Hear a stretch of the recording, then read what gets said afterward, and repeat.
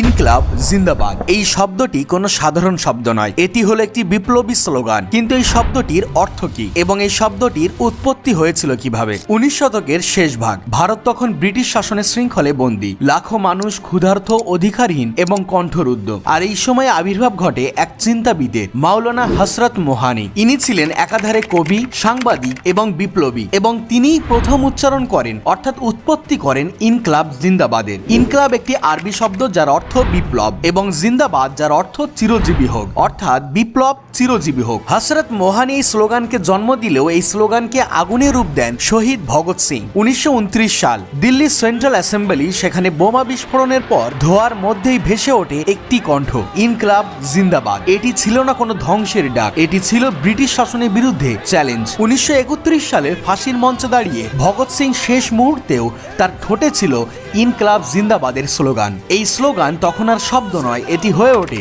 শহীদের রক্তে লেখা ইতিহাস। তো বন্ধুরা, এমন ভিডিও আরো দেখতে সাবস্ক্রাইব আওয়ার চ্যানেল।